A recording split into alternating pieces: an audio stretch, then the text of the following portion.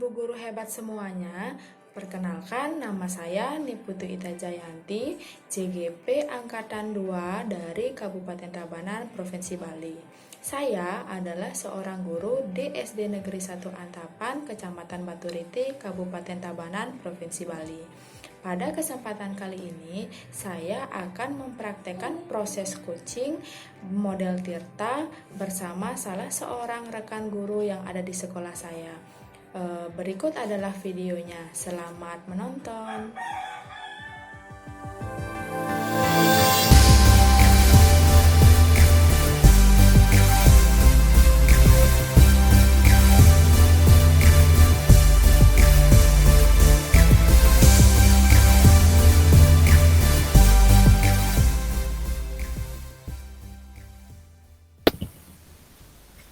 Hai Bu Trisna.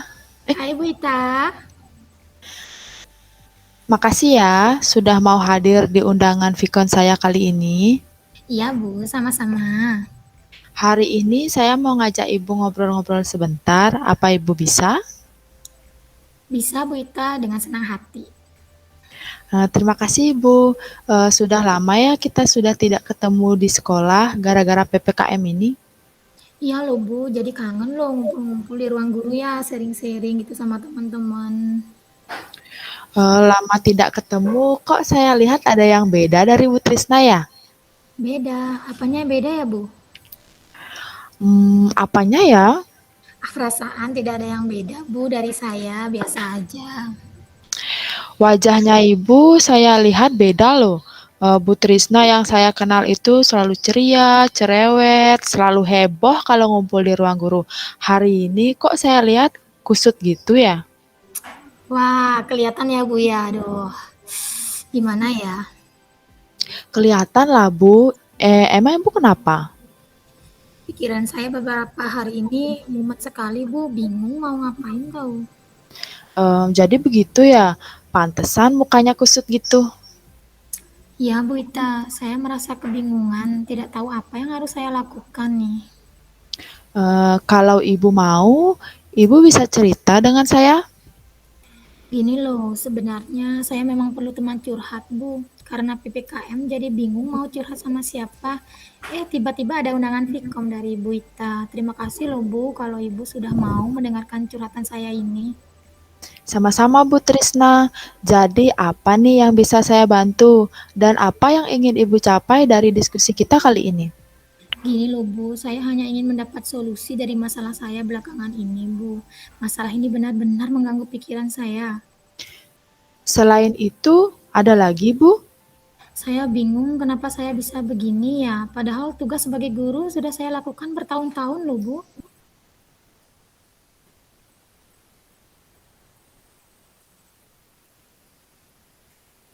Baiklah Bu Trisna, bisa Ibu ceritakan apa yang Ibu rasakan saat ini? Begini Bu Ita, saya merasa bingung dengan kegiatan belajar pada semester ini sulit sekali. Rasanya saya mengajar anak kelas 5 itu yang baru ini sulit sekali Bu. Kira-kira sulitnya itu seperti apa Bu? Bisa Ibu ceritakan lebih lanjut sama saya? Gini loh Bu, dari sekian banyak jumlah anak-anak kelas 5, hanya beberapa orang saja yang rajin mengumpulkan tugas, sisanya kadang mengumpulkan dan kadang tidak. Kalau seperti itu, saya kan sulit memberikan penilaian Bu. Memangnya seperti apa kegiatan belajar daring yang Ibu lakukan? Selama ini saya memanfaatkan WA Group dan Google Classroom, Bu. Jadi melihat materi dan tugas pada Google Classroom. Tetapi sebelumnya saya selalu menyapa mereka melalui WA Group dan mengingatkan mereka mengenai tugas yang sudah saya upload pada Google Classroom setiap harinya, Bu. Apakah sebelumnya Ibu sudah berkoordinasi dengan semua siswa? Sudah, Bu. Pada awal semester sudah saya umumkan kepada anak-anak secara langsung, Bu. Bisa Ibu ceritakan bagaimana proses koordinasi yang sudah Ibu laksanakan? Pada awal semester, saya membentuk WA grup kelas. Sebagai awal biasa ya, kita melakukan perkenalan dulu dari saya, guru, dan mereka siswa. Kemudian saya menyampaikan bagaimana kegiatan belajar yang akan dilaksanakan di kelas melalui WA grup tersebut, Bu.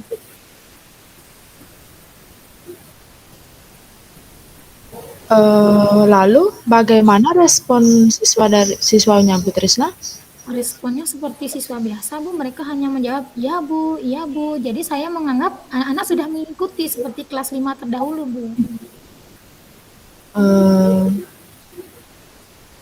Eh, apakah Ibu tidak menanyakan kesiapan siswa dalam mengikuti pembelajaran daring? Misalnya menanyakan siswa pembelajaran daring seperti apa yang mereka ikuti? Tidak, Bu. Saya hanya memberitahukan bagaimana kegiatan belajar yang akan saya lakukan hari itu, gitu, Bu. Baiklah, setelah itu bagaimana? Setelah beberapa minggu ini, saya mengirimkan tugas pada Google Classroom, tetapi setelah saya cek, ternyata hanya beberapa siswa yang aktif mengirimkan tugas. Sisanya ada yang ngirim, ada yang enggak, gitu, Bu. Oh, jadi seperti itu ya. Melihat hal tersebut, bagaimana respon Ibu? Saya hanya selalu mengingatkan di WA grup saja, Bu, untuk mereka mengirim tugasnya, soalnya mengingatkan saja gitu, Bu.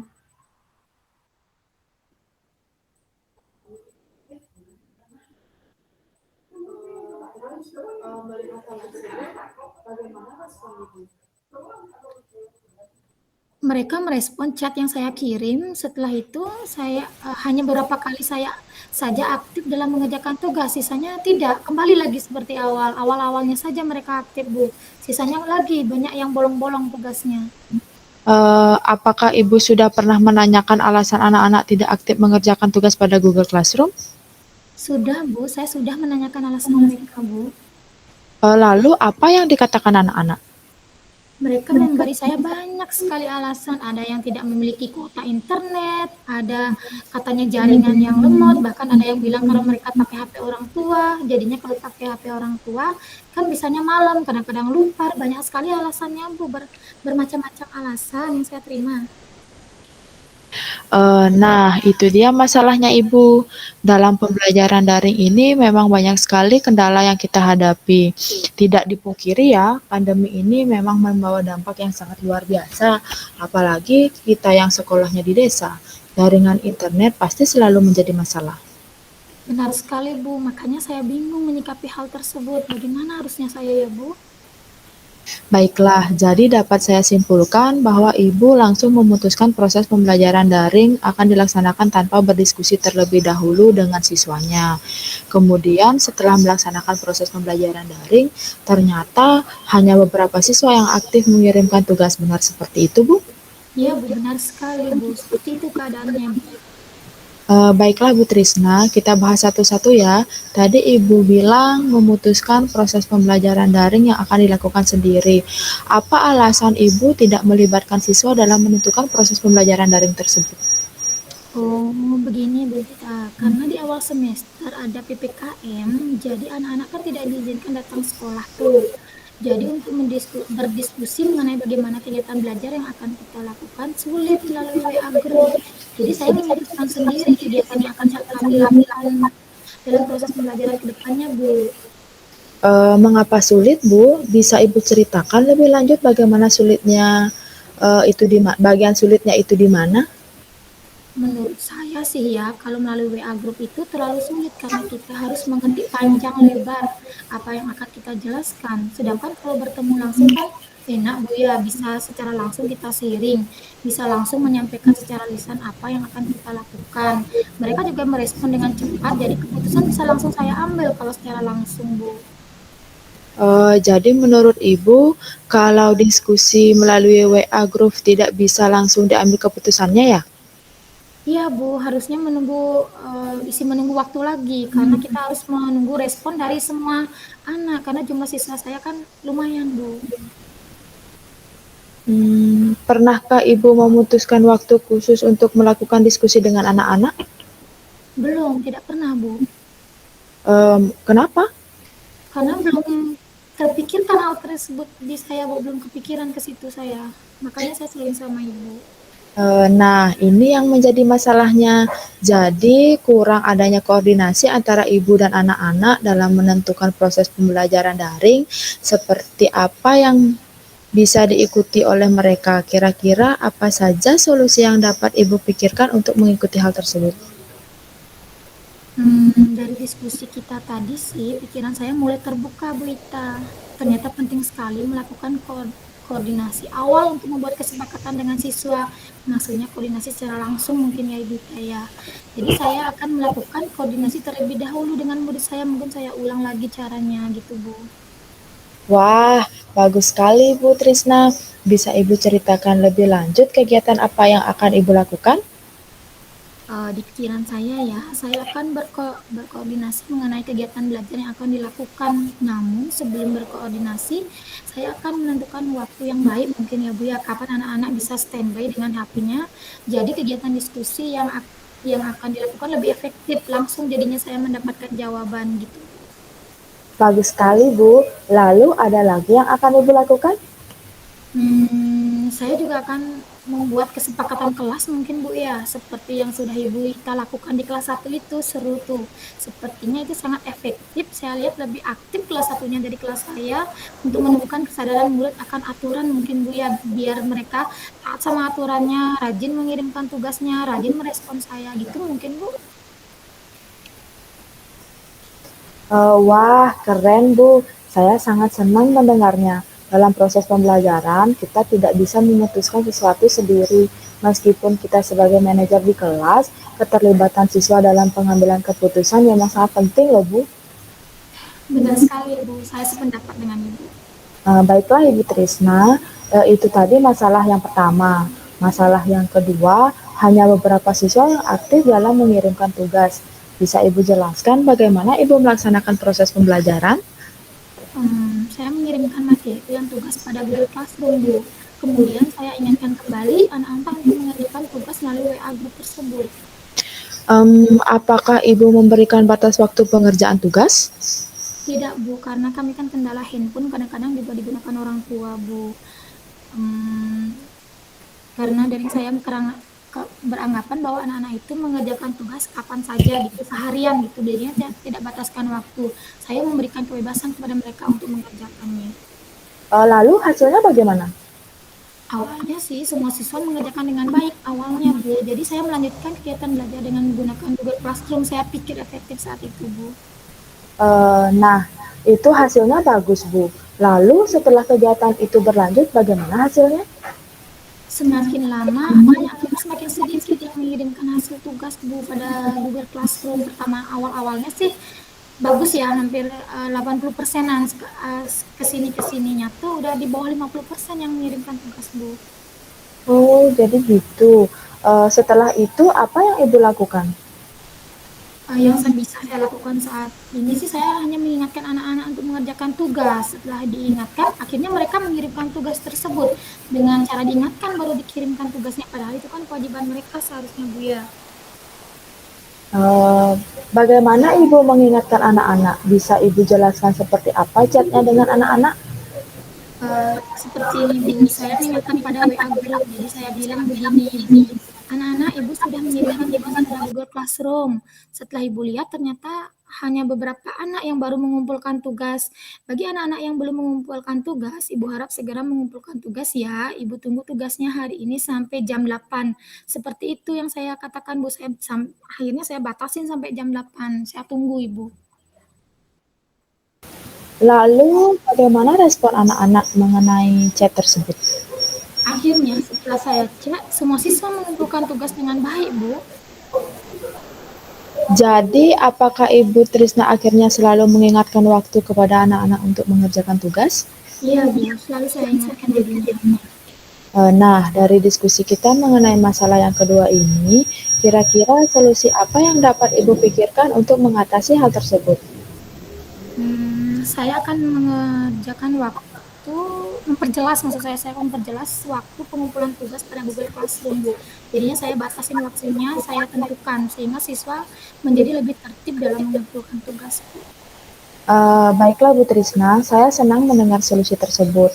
Dalam mengajar anak-anak, kita memang harus memberikan mereka batas waktu terlebih dahulu, agar mereka lebih tertib dalam mengumpulkan tugas. Jika hal tersebut sudah dilakukan berkali-kali, mereka akan menjadi terbiasa. Dengan kebiasaan tersebut, mereka pasti tidak akan merasa terpaksa dalam melakukan hal dalam pengumpulan tugas.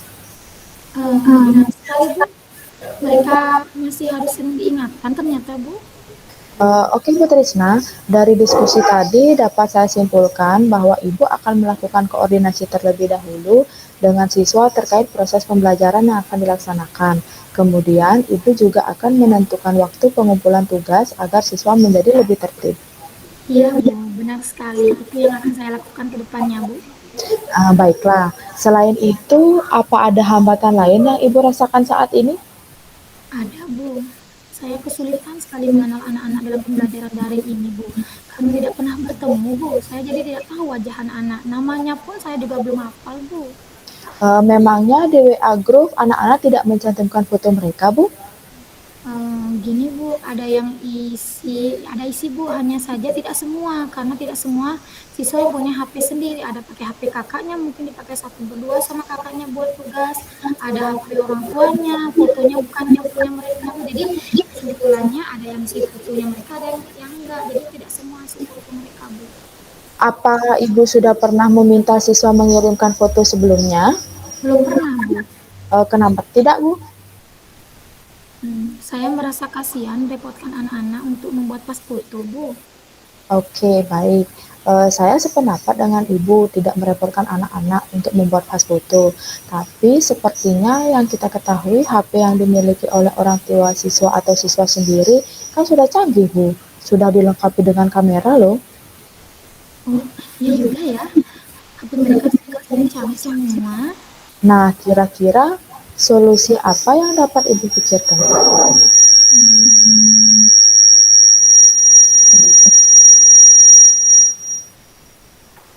saya akan menghubungi anak-anak mengirimkan foto melalui grup dan mengisi identitas lengkap mereka mungkin Bu. Kemudian foto tersebut akan saya susun pada kertas A4 sesuai dengan nomor absen mereka. Jadi saya tahu wajah murid-murid saya beserta namanya Bu. Wah, pemikiran yang bagus itu, Ibu. Terima kasih Bu Ita.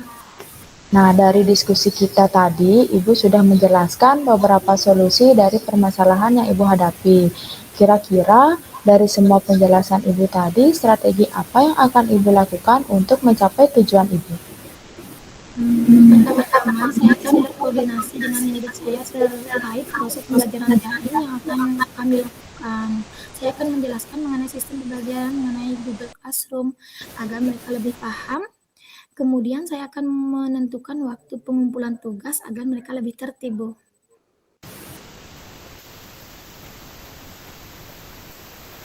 Lalu, ada lagi yang akan Ibu lakukan? Saya juga akan meminta murid saya untuk mengirimkan foto dilengkapi dengan identitas agar saya mengenal wajah murid beserta namanya, karena seperti itu, seperti kata pepatah, tak kenal maka tak sayang kan Bu? Wah, bagus sekali Bu Trisna. Saya senang mendengarnya. Berdasarkan hasil diskusi kita hari ini, komitmen apa yang akan Ibu buat untuk menjalankan rencana Ibu? Hari ini saya akan menentukan waktu diskusi dengan anak-anak untuk mendiskusikan kegiatan belajar daring selanjutnya, sekaligus menjelaskan pembelajaran dengan Google Classroom itu, Ibu. Bagus sekali. Siapa saja yang dapat membantu Ibu untuk menjalankan komitmen ini? Saya akan meminta Cika, Ibu, salah satu siswa saya untuk membantu saya, Bu. Cika adalah ketua kelas di kelas 5, jadi dia bisa mengkoordinir teman-temannya untuk mengikuti diskusi tersebut, Ibu.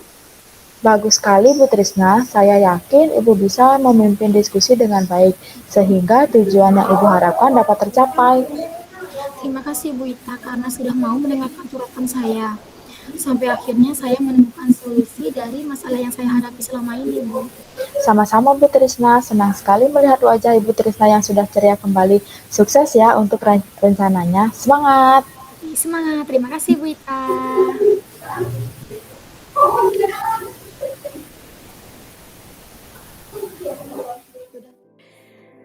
Baiklah Bapak Ibu guru hebat, demikian tadi video proses coaching model Tirta yang sudah saya laksanakan dengan salah satu rekan guru yang ada di sekolah. Mohon saran dan umpan balik dari Bapak Ibu guru hebat semua pada kolom komentar sebagai bahan refleksi saya untuk menyempurnakan video saya selanjutnya. Terima kasih.